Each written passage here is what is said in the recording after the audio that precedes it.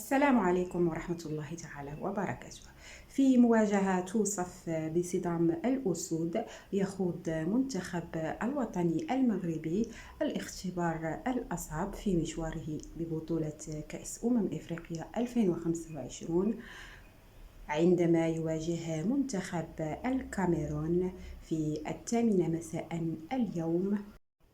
في مواجهة توصف بصدام الأسود، يخوض منتخب المغرب الاختبار الأصعب في مشواره ببطولة كأس إفريقيا 2025 عندما يواجه منتخب الكاميرون اليوم في الساعة 8 مساء بتوقيت المغرب و9 بتوقيت مصر على أرضية ملعب الأمير مولاي عبد الله بالرباط ضمن منافسات الدور الربع النهائي من كأس إفريقيا المقامة حاليا في المغرب.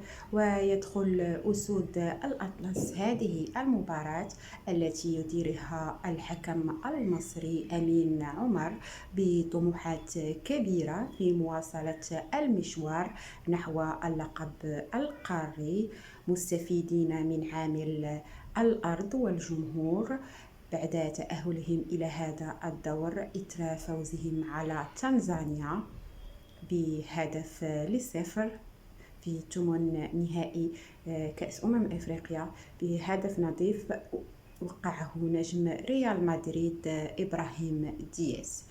بعد انتصار صعب أيضا على جنوب إفريقيا، في المقابل بلغ المنتخب الكاميروني الربع النهائي بعد انتصار صعب على جنوب إفريقيا بنتيجة هدفين مقابل هدف، ليؤكد حضوره هذه المواجهة أهمية خاصة للطرفين، حيث يسعى منتخب الوطني المغربي بقيادة اللاعب أشرف حكيمي نجم باريس سان جيرمان الفرنسي إلى كسر نحسه في الأدوار الإقصائية المتقدمة وإنهاء سيامه عن التتويج القاري المستمر منذ لقب 1966. بينما تطمح الأسود الغير مروضة لقب المنتخب الكاميروني بقيادة برايان ميمبويو نجم مانشستر يونايتد الإنجليزي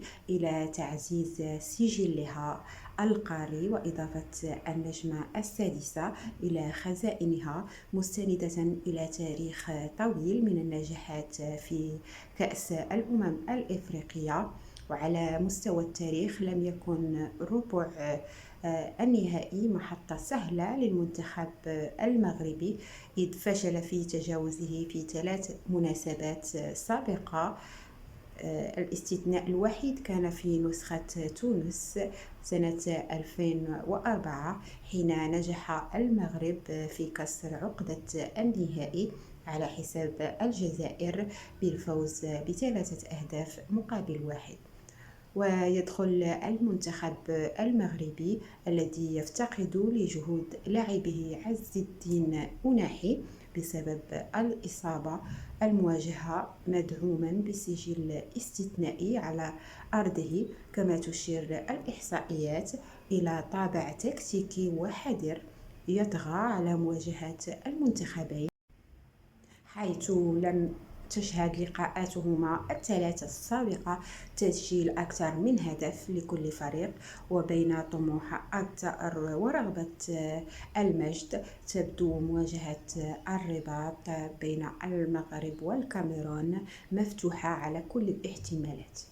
وكشف وليد الركراكي مدرب المنتخب الوطني المغربي أمس الخميس عن آخر تطورات الوضع الصحي للاعبي الأسود قبل 24 ساعة لمباراة ربع نهائي أمام الكاميرون. وأوضح الركراكي بندوة صحفية التي تسبق المباراة أن الطاقم التقني فضل التريث في إعادة اللاعب حمزة إلى أجواء الكان، مشيرا إلى استفادة المنتخب من أيام راحة إضافية مكنت اللاعب من استرجاع جاهزيته بشكل أفضل وفيما يتعلق بسفيان أمرابط، أكد المدرب الأسود أن الإصابة التي يعاني منها على مستوى الكاحل ما تزال تؤثر على جاهزيته، مضيفا أن قرار إشراكه في مباراة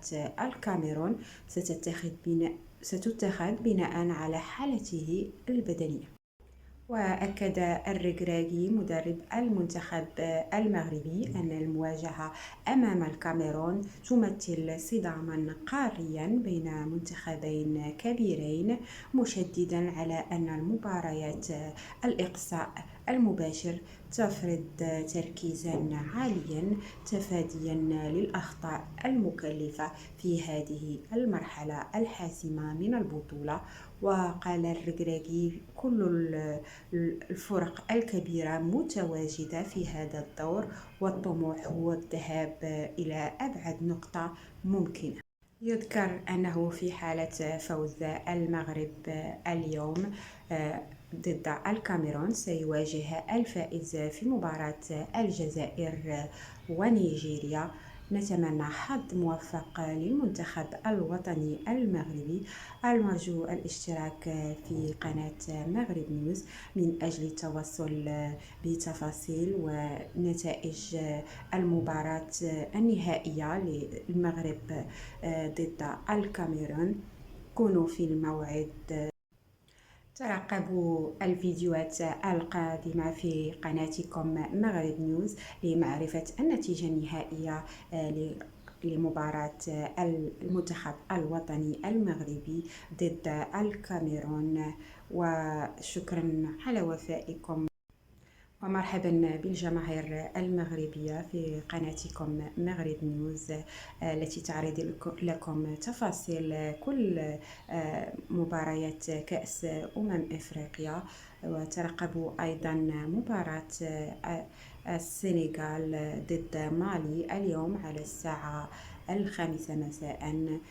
إذا نعرض لكم تفاصيل ونتائج المباريات. كونوا في الموعد، وشكرا على وفائكم، وإلى اللقاء.